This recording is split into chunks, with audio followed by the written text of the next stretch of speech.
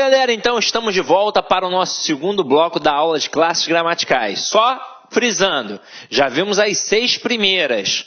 A gente viu o substantivo, o adjetivo, o numeral, o pronome e o artigo e também nós vimos o verbo. Então, 6 aí. O verbo, a classe mais variável de todas, vimos o porquê. As outras 5, o substantivo no meio mandando e as outras 4 na periferia só obedecendo. Portanto, numeral, adjetivo, artigo e pronome obedecem ao substantivo. Beleza. Agora a gente vai para as 4 invariáveis. E, meu companheiro, agora chegou o momento de estudar principalmente o conceito de cada classe gramatical. Então, acompanha aqui comigo. Nós temos as 4. Preposição, interjeição, conjunção e advérbio. É muito importante saber para que serve cada classe. A primeira aqui, a gente tem uma preposição. Para que serve a preposição? Serve para ligar palavras. Quaisquer palavras. Esta é a função da preposição. Agora, além da preposição, tem alguma outra classe aqui que também faz a ligação? Tem a conjunção. A conjunção serve para ligar orações. Mas ela liga apenas orações? Não, ela liga também palavras. Então, liga orações e palavras. Mas são quaisquer palavras? Não. Para isso já serve a preposição. A conjunção liga palavras de mesma função sintática. Então, vamos lá. Então, aqui é o seguinte, galera. Na prova, essas duas classes caem muito? Caem. A preposição cai basicamente na parte de regência, tanto verbal quanto nominal, para o camarada perguntar que tipo de preposição tem ali. Se é a preposição a, se é a preposição de, se é a preposição para, se é a preposição com e por aí vai. Geralmente o camarada trabalha tentando te ludibriar com o português que você usa no dia a dia, no cotidiano. Então, por exemplo, ele vai pegar verbos que normalmente a gente utiliza de forma equivocada e vai colocar na prova. Exemplo, verbo chegar. No dia a dia, a gente fala errado. A gente usa o português informal, na verdade. A gente usa o verbo chegar com a preposição em. Então, eu digo que eu cheguei em casa, que eu cheguei na escola, que eu cheguei no trabalho. Mas, para a prova, eu tenho de utilizar o português padrão, o português culto da língua portuguesa. E o verbo chegar trabalha, na verdade, com a preposição a. Então, eu cheguei à casa, eu cheguei ao colégio, eu cheguei ao curso, eu cheguei ao trabalho. Então, ele vai colocar assim: Pedro chegou em Cuiabá. E vai perguntar, dentre as opções, qual é aquela que está certa ou errada. Pedro chegou em Cuiabá, está errado. Porque, na verdade, Pedro chegou a Cuiabá. Beleza? Tranquilo? Ele também pode trabalhar, diante da preposição, os valores semânticos. A preposição não tem valor semântico nela. Ela é esvaziada de sentido. Na verdade, o valor semântico da preposição estará no contexto ao qual ela faz parte. Então, por exemplo, a preposição com. Normalmente o camarada cobra o valor semântico da preposição com, aí o aluno pensa que é valor semântico de companhia, sempre. Mas só vai ser se aquele contexto demonstrar.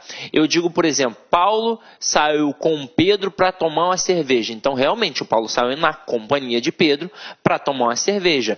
Então, é valor semântico de companhia.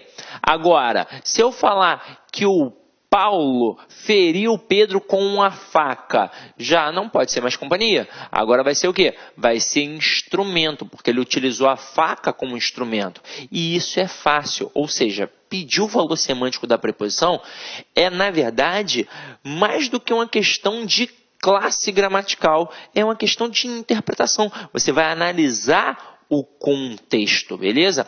E aí, diante disso, o camarada pode te cobrar também se a preposição é nocional ou relacional.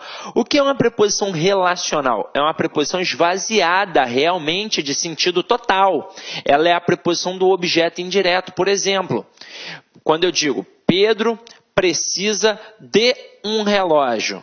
Quem precisa, precisa de alguma coisa. Então, aquela preposição está ali apenas para ligar o objeto ao verbo.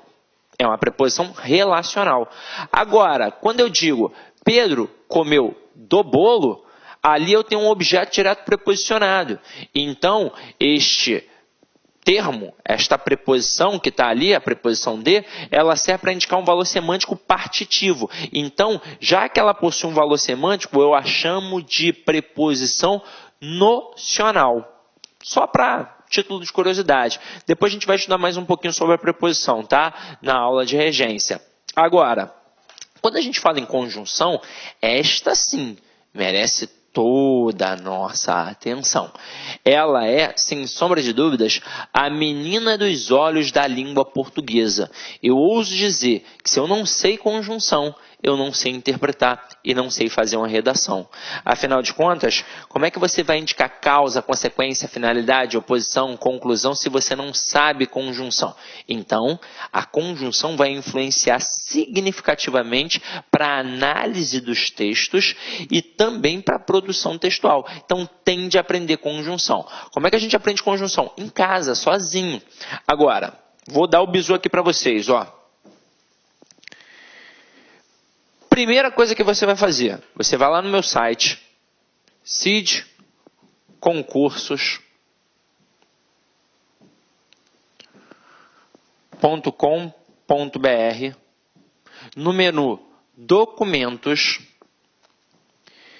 e você vai baixar gratuitamente para o seu computador o material de conjunções. Detalhe, não só tem esse material, tem outros também. Tem alguns simulados, algumas aulas gratuitas e por aí vai. O que você vai fazer depois disso? Você vai montar quadrinhos na sua casa. 2 quadrinhos, ó. Falei de conjunções. Você vai montar 2 quadrinhos. Um quadrinho com as conjunções coordenativas e outro quadrinho com as conjunções subordinativas adverbiais. Nós temos 5 conjunções coordenativas e 9 conjunções subordinativas adverbiais. No total de 14. Aí você pode até pensar assim, mas é tranquilo, são só 14 termos. Não são 14 termos, são 14 valores semânticos. Pega a adversativa, por exemplo, eu tenho mais, porém, todavia, entretanto, contudo, no entanto, e por aí vai. Então eu estou falando de basicamente quase 100 elementos. Ninguém grava quase 100 elementos de uma hora para outra. Então o que você vai fazer? Você vai pegar o material de conjunções que tem lá no site e eu botei assim tintim por tintim. Botei a conjunção, por exemplo, conjunção aditiva, indica acréscimo, soma, adição, principais conjunções, e, nem, mas também, como também, e exemplos. Então eu fiz isso para você ter um material de qualidade sem se preocupar, será que aquele material da internet é válido? Será que aquele livro para concurso público é válido? Então já coloquei o material para vocês. Aí vocês vão copiar as 5 conjunções, tem que copiar, tá? Não é imprimir e colar não adianta. Na hora que você copia, tá mais do que provado que na hora que você anota, o processo de aquisição do conhecimento está automaticamente ligado, diretamente ligado ao processo de escrita. Então já copiou ali, já anotou, já transcreveu, isso já vai te auxiliar para poder gravar. Depois o que você vai fazer? Você vai pegar esta folha de cartolina e vai colar num local que você visualize sempre. No quarto, na sala, na cozinha, no teto do banheiro, não sei. Cid, mas isso é coisa de maluco. Coisa de maluco é não passar na prova. Você tem de fazer isso pelo menos até a época da prova. Até mesmo porque isso aqui é a base da argumentação. Desses 14 valores semânticos aqui, 12 são individualizados e 2 possuem um valor conjunto, que é a verdadeira base da argumentação. Quer ver? Vou mostrar a vocês.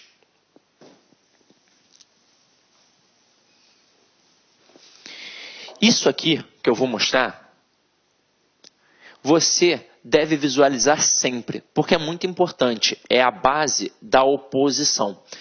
Dentro da oposição, você tem a conjunção adversativa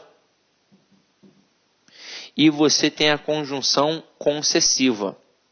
Lembrando que a adversativa é coordenada e a concessiva é subordinativa adverbial. Se as duas indicam oposição, alguma diferença tem de ter entre elas.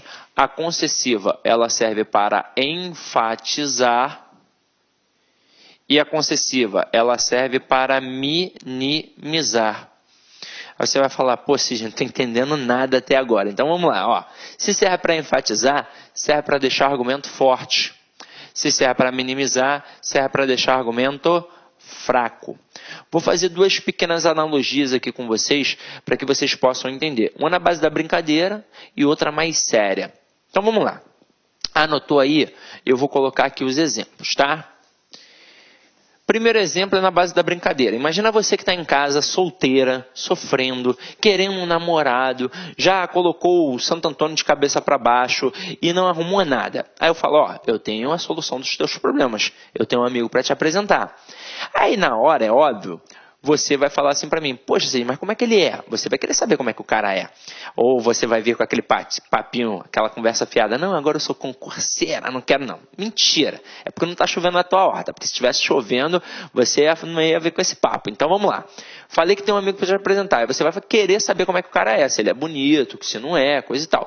Se eu falar que o cara tem o corpinho do Brad Pitt em Troia e o rostinho do Reinaldo Gianecchini, você vai falar, opa, eu quero agora. Mas meu amigo, infelizmente, não é assim.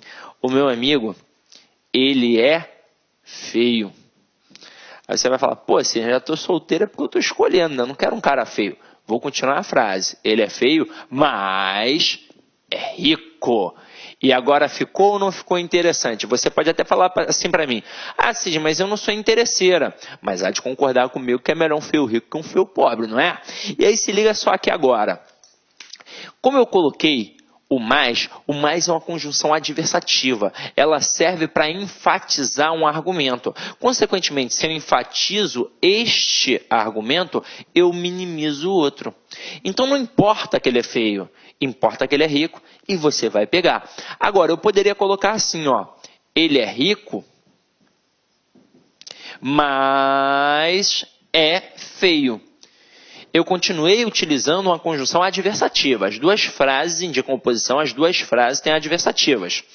Só que agora eu coloquei a adversativa do lado do feio. Então enfatizei a feiura e minimizei o quê? A riqueza. Então tudo bem que ele é rico, mas ele é tão feio, horroroso, que não tem como pegar.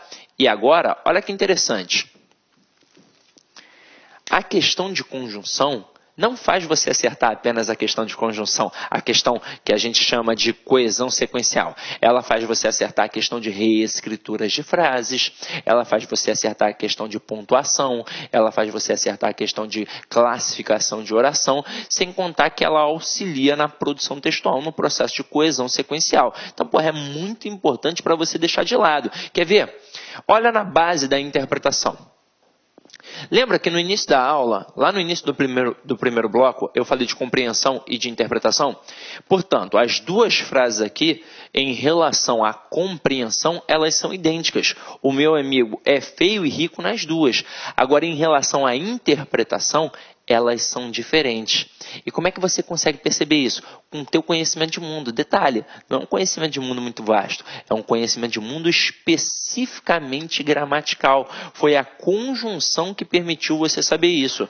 Em todo ato de fala, em todo ato de comunicação, sempre tem duas coisas, emissor e receptor. Então, sou emissor, você, menina que está aí em casa agora, você é receptora. Se eu falar que o meu amigo é feio, mas é rico, eu estou argumentando em prol do meu amigo. Eu estou tentando convencer você de ficar com o meu amigo. Agora, quando eu digo que o meu amigo é rico, mas é feio, eu estou argumentando contra o meu amigo. Eu estou tentando convencer você de não ficar com o meu amigo.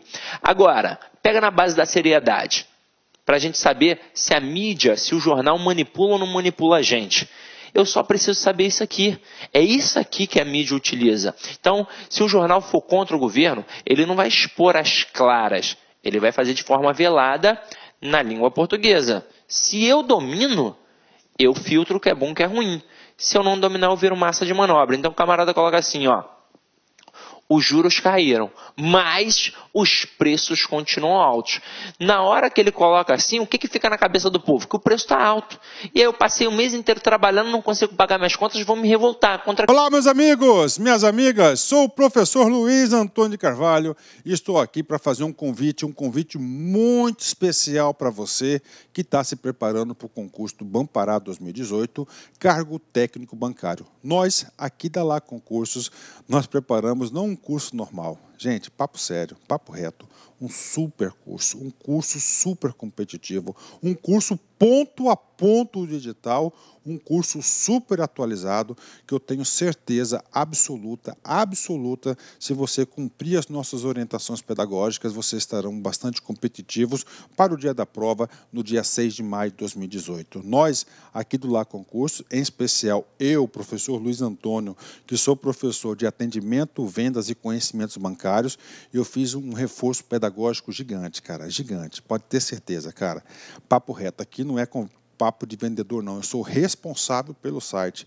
Pode ter certeza que você fazendo investimento aí de apenas 10 parcelas de R$30, você terá aí reais condições de competir por vagas nesse concurso. Tá certo, meus amigos? Espero vocês. Já ia esquecendo. Você quer o material de apoio dessa videoaula? É muito fácil. Clique aqui em cima, aliás, aqui embaixo, né? Clique aqui embaixo.